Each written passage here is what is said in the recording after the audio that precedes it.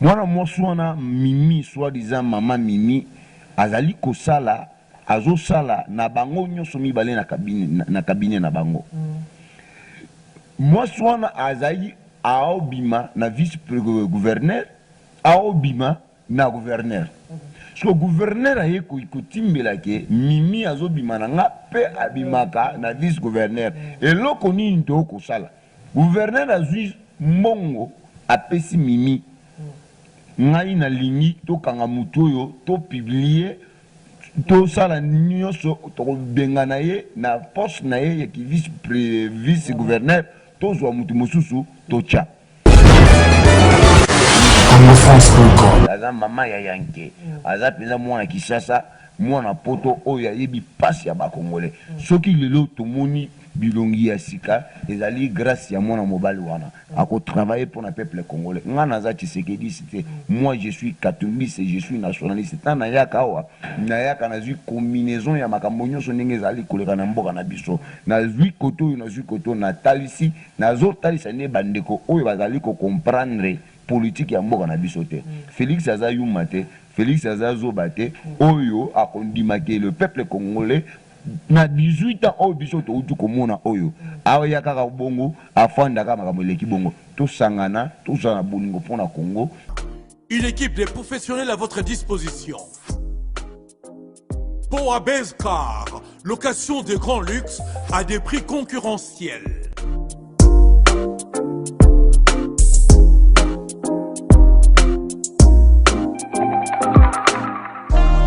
Offre spéciale pour votre location mensuelle lors de votre séjour à Kinshasa. Faites confiance aux professionnels. Power Bezcar, une équipe de professionnels à votre disposition. Offre spéciale pour votre location mensuelle lors de votre séjour à Kinshasa. Contactez vite Power Bezcar. Avec l'avènement de Power Bezcar, fini les tracasseries habituelles. Pour les transports des délégations spéciales, transports familial et autres transports privés, la solution c'est Poa Bezcar. Poa Bezcar, c'est la solution pour vos déplacements en express. Contact 00243 85 15 15 000 ou 00243 82 23 86 660.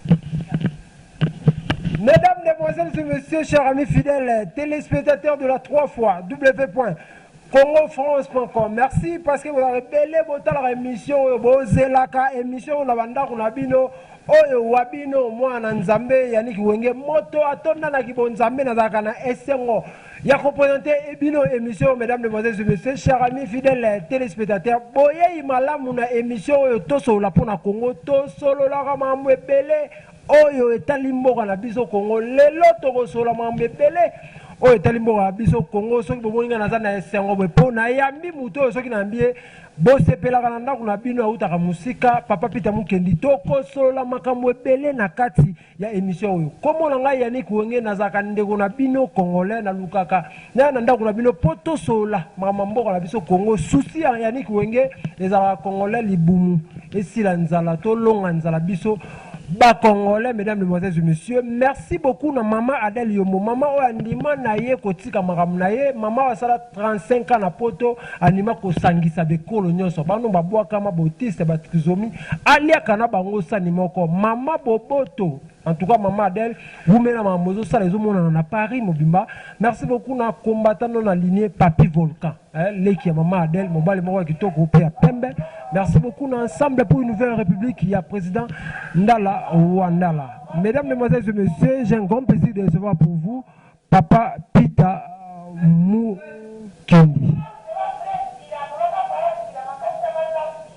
Bonjour Papa Pita. Bonjour, Neonanga Yannick Wenge, Mutu Atondi na Mzambe. Zamba za munene, tuye tukutana lisusu mokolo lelo. Poke, bobengi photo ya tuye. Mokolo belo zo mona te. Nazalaki mo nase muke, business to salaka, kitaki mo muke. bon bisika tokendaki tobetaki ke simba mais eko tombeki biloko tosombaki epesaki ndenge esengaki epesaki c'était comme ça que boye komona ke nazwi mwa temps mpona aleka lisusu na média. Merci beaucoup papa Peter Mukendi, tout le gouvernement et tu bima au tozelaki depuis ce qui 8 ou 7 mois comme ça et tu bima a fait n'habité yo au moins au gouvernement on a ndenge nini na ndenge gouvernement binambo biso yo. Sincèrement naza na isengo mingi ndenge gouvernement ebimi tozali kozela mutu nyonso tozali kozela gouvernement wana natali même na communauté internationale na banzi ke mutu nyonso aza d'accord lelo tomoni mwa ndambo ya bamama ba moins 17% ya bamama wana déjà esali déjà un pas mpona mboka na biso na histoire ya Congo ezali mbala liboso tozwi mwa ndambo ya basi oyo ke basi wana basala nini bakenda baklasi mais na ye komona ke na ba jeune oyo tomoni ke bilongi ya sika esali bien ke pour que lelo oyo tomoni ke gouvernement ebimi na bilongi ya sika oyo bato ebele bazali kolinga te ke bilongi ya kala wana ezonga lisusu te. Na ndenge ba bilonga kai longo yo ça va. Bon déjà c'est un pas parce que ezali kolela biso tolingaki te bashadari bazala tolingaki te mende bazala tolingaki te baboshabe bakoma wana lisusu tolingaki te bato oyo yebi ke babomi mboka wana pendant 18 ans soki ezongaki lisusu wana penza tongai toloba penza ke tomoni awa mutu azogere mboka oyo ezali ka epolitika na me ya kotalakisa ke mboka sikoyo ekomi kokende ndenge bana mboka bazali kolinga ke ekoma malgré pourcentage ya bana basi oyo batie na ndenge biso tozali kotalela yango tozali kolinga ke bakoma ata mwa 30% ya basi na kati ya gouvernement mais c'est une première fois dans l'histoire de la RDC, tout le monde qui a continué l'histoire et belé, malgré ça, pourcentage, mais ils allaient déjà un pas pour nous. Il faut le lobby gouvernement, il y a Kabila, il a dirigé, pouvoir, gouvernement, il a dit Kabila, na Kabila. Bon, ce que il y a solo que Kabila, na Kabila, n'est première fois, c'est un gars déjà que basa le gouvernement. Je pense que Félix a mon avis déjà que ezaki na ni première fois te donc nombre ya batu oyo Félix tamba kutanaki na e politika nambe bakutanaki po bayoka na pona problème ya nini ya nombre ya batu mais j'ai compris une chose à kolobake Félix aboyaki ba tête nyonso ya kala ba pesa ki wana ayebisaki bango ki nazana besoin ya ba jeune na gouvernement nazana besoin ya bilongi ya sika na gouvernement nazana besoin ya bana basi bakota gouvernement ngai na boyi ya kolobake c'est kaka Kabila wana ezali motema mabe tozolinga nde to manifestango lisusu te tozala penza bo moto tozala penza ba chrétien tout ça la penza politique ya motema malamu totika politique ya motema mabe parce que ezali boizaboy ozo comprendre eza motema mabe wana il faut que za la clair nga na yaka wa kopakola mutu mafuta te na yaka wa ko munenge na monini makambo ndenge zo kende sincèrement na moni et gouvernement et na ya États-Unis ba beti maboko ba lobby cette fois-ci ba ko soutenir c'est un pas na moni Macron alobeli yango na mlandi presque même en Afrique du Sud ba la kisa yango ba lobby c'est première fois dans l'histoire c'est Martin Fayulu azali mona mboka azali na droit na ye ya koloba oyo akoki koloba mais ya koloba kezali Kabila wana ezali kuta micho disparition ya lamuka mona na suite to ba pe position na wote lamuka ekenda neonanga Yannick Wenge mutu atondi na Mozambique merci beaucoup na mutuna na yo to solo na yo na ibisaka yo ke masolo lamuka esila kaka mokolo oyo gouvernement esalamaka na ibisaka yo ke dossier ya lamuka esalamaka déjà pona ke mokolo wana lamuka ezaki penza makambo mususu jour gouvernement esalami et salamaki na sens wana ke lamuka ekoki jamais kozala lisusu wana parce que mutu na mutu azaki déjà na idéologie na ye ozo comprendre lamuka son excellence Moïse Katumbi azwaki drapeau ya lamuka azongisi yango epa ya Mbemba déjà lakisaki déjà na monde entier ke akoki koloba boye te lamuka elali azwi drapeau aboya yikutu koya na Lubumbashi drapeau mutu aza nango eza Bazaiba déclaration moko lamuka ezali te pour comprendre que lamuka ezali te lelo tozoloba oyo Martin Fayulu a changé a commis na dynamique de opposition de vérité désir ezali sous lamuka te donc masolo a changé pour comprendre que ezaki loko moko boye et créé na Genève na monde satanique pour na ko dribbler ngo peuple congolais tellement muto ya kotaki na tituelo ko na muto signaki ba impact satanique ezali kuna c'était Martin Fayulu oyo ba français oyo ba mindele misato oyo ba kendaki bazangi na Genève wana ba kozaki bango na ba maison wana parce que kuna na kati wana et komaki na ba maison ba komaki na monde moko oyo zaki trop élevé ba longolaki bango ba sapato ba longolaki bango ba botaki bango ba téléphone makambo ebele elekaki kuna chaque fois toujours fonda boyo yo kapeza mutu abengi bo na abengi na Genève abengi yo na Bruxelles abengi bo yo kama makambo eleka donc kuna na Genève ezaiki coup contre notre pays c'est-à-dire nous tozolo baboye masolo ya la muka basi babalusi yango eza masolo elala donc awa mutu na mutu azongi son excellence Moïse Katumbi bientôt là parti politique na biso ezali kobima parce que auti ko sala déclaration officielle à partir ya likasi ya ke azo sala parti politique oyo biso ba membre na ye biso oyo tozali sima na ye biso oyo tozali koloba butu na moya koloba ke longwa na clique ya bandoki longwa na clique ya bato mitema mabe longwa na clique ya bato bazolinga Congo ekende liboso te sala parti politique na yo le peuple congolais baza sima na yo lelo mutu nyonso aza d'accord avec son excellence Moïse Katumbi place nyonso atamboli tout le monde est d'accord bamoni plein na ye asala déjà campagne nae depuis temps azara gouverneur donc ya koloba pona masolo la muka ozotuna ngama la muka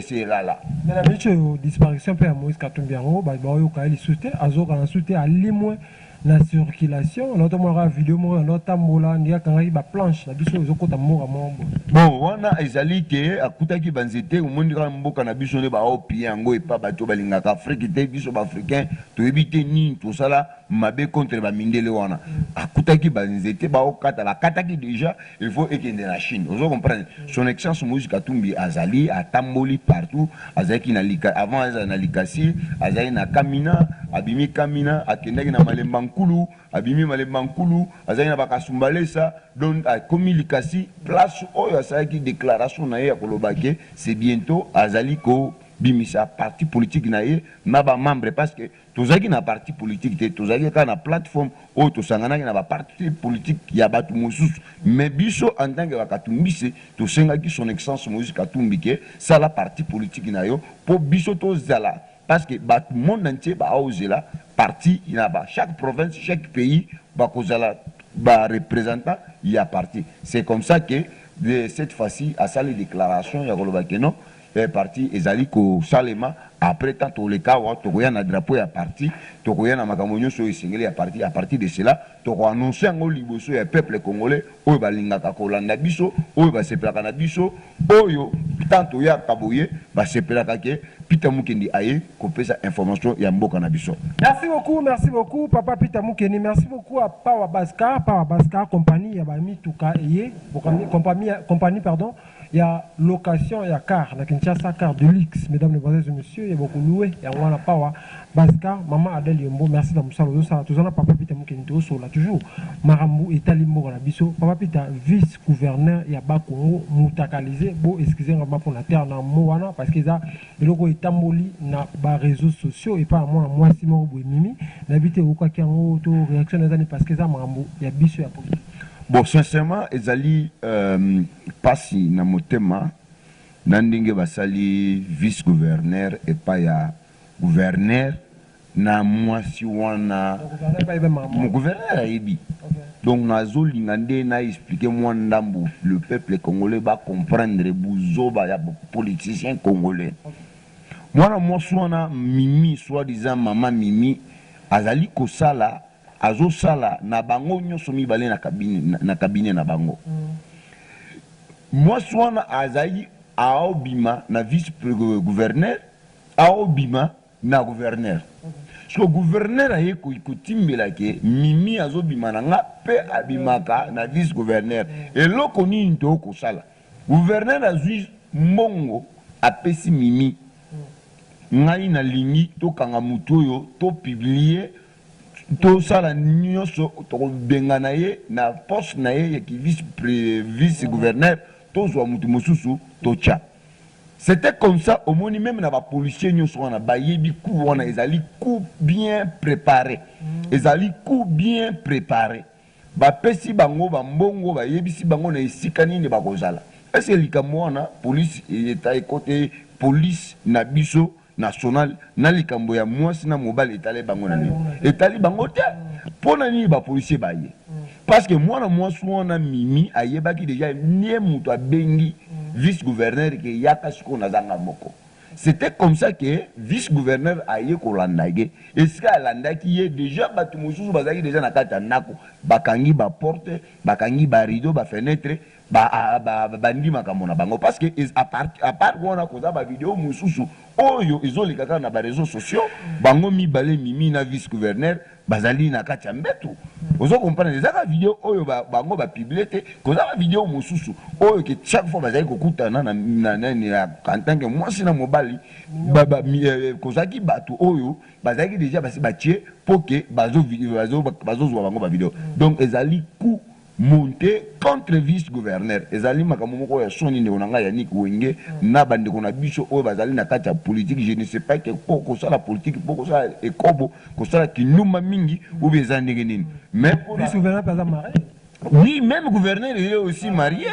Même soit des mimi on a l'habitude sur les mariés sur les à part bango mibale on a mimi azana mibale mosusu. Vous comprenez déjà le rôle moi sumo boza kindoki ou moi sumo boza na sida. Donc azo pesa ka batu pesa sida. Vous comprenez soit du total la soki par exemple moi na sur na sida. Oyebi combien mibali oyo ye akoboma pona ba kinduma nae yango penza ezali pasi eza mawa pona vice gouverneur ngai penza na koloba te ke vice gouverneur aza mutu mabe parce que aza mutu aza na nzoto aza na mai balingana ata mwasi na mobali bazali ko vivre ensemble mais mwasi ndaza ndoki nde abimisi lokola yebi likambo wana te mais en réalité des choses na ndenge tuyokeli yango na ba explication abatune balobi makambo wana ndenge eleki gouverneur nde asali ku wana ba policier wana so balandeli bango ya solo bakangi bango bakobimisa ba vérité ebele oyo gouverneur apesaki bango mbongo ndenge nini bakokende wana ta bango bakokota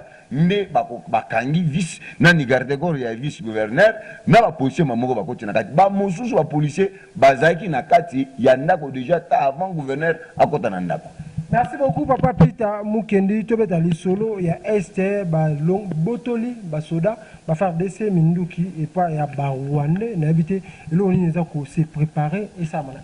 Bon, nous avons un dossier ya Nord Kivu, Sud Kivu, et ça dossier moko nazo comprendre jusqu'à aujourd'hui. Mboka na biso wana bandeko na biso wana oyo bazali kotangisa mai na misu chaque jour ba okufa lokola ba ngungi ba okufa lokola ba nyama ba lokola batu moko boyi bazanga batu oyo ba ko salisa bango na sepele kaka na ndenge bandeko ba soda mosusu oyo bakende kokutana na Félix ya koloba ke kozali ba soi-disant ba na murenge soda congolais parce que na histoire ya Congo natikala koyeba teke tozala bandeko moko boye bamana murenge kozali nde bamontagne bana murenge ozo comprendre mais tribu ou bien batu moko boye ke bana murenge na est kuna ezala te ezala ba Rwandais na complicité ya communauté internationale olimoni Afrique lokola pays comme Congo ndeko nanga Yannick Wenge ndenge to vivra kana kubosa na te ba ennemi na biso ya liboso bazala mindele ennemi na biso ya liboso bazala Belge ennemi na biso ya mibale azaka France. Deux pays oyo linga Congo te. Balinga kaka chaque fois utiliser batu moko boye pour na ko déstabiliser Congo pour na bango ba ya. Ozo comprendre?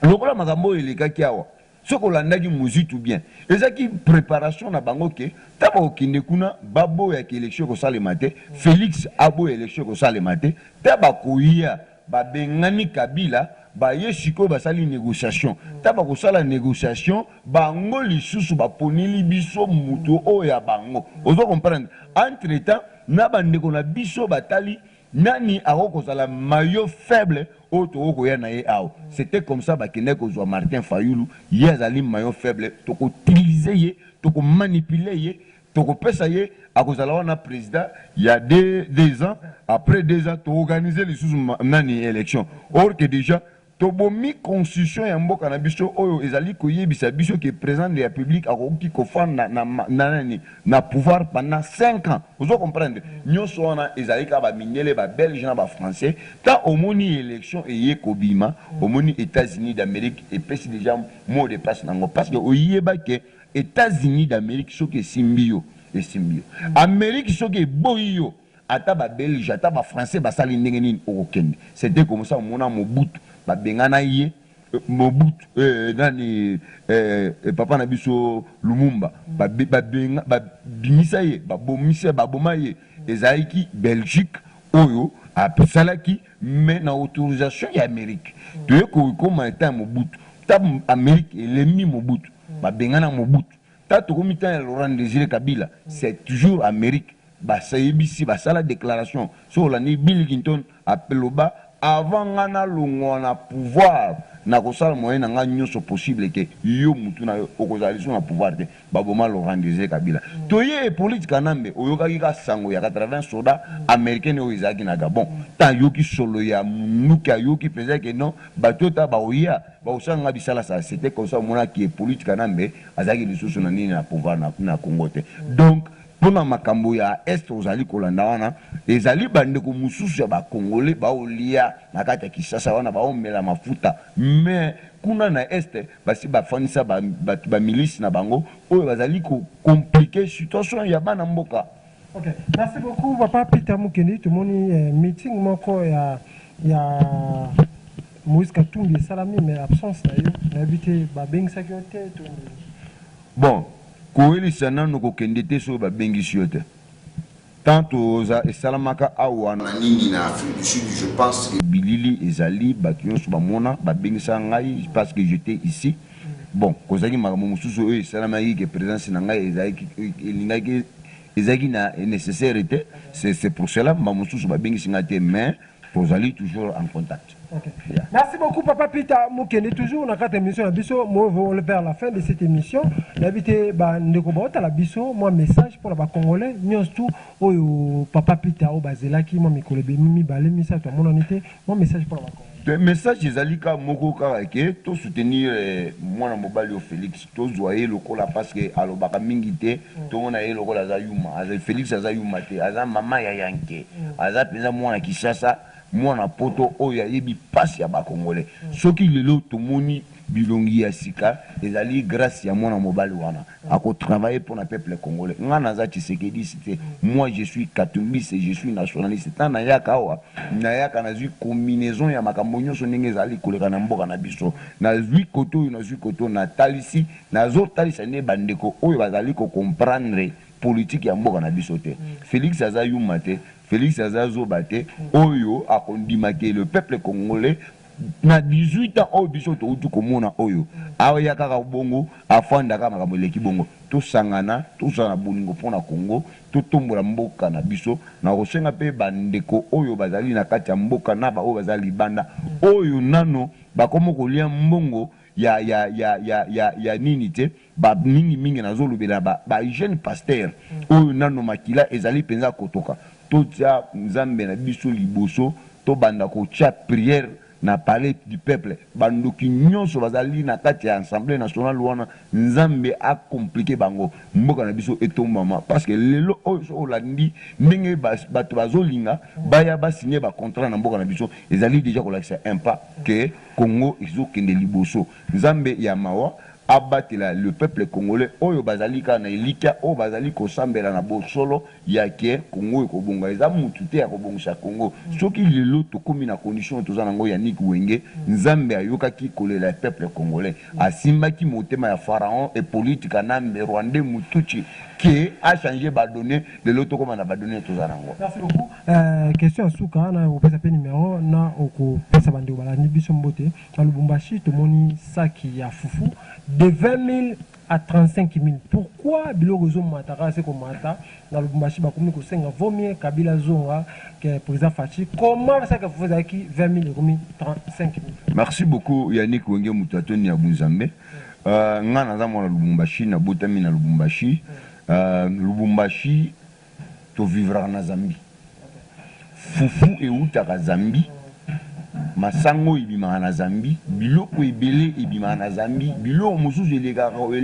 eleki biso na Lubumbashi ekei kuna na Kasai, biloko mosusu eyaka par avion. Vous comprendre, il faut comprendre est-ce que les Zambiens bakangaki frontière na bango parce que ceux qui Zambie ekangi frontière biloko ekotaka lisusu ndenge ekotaka te.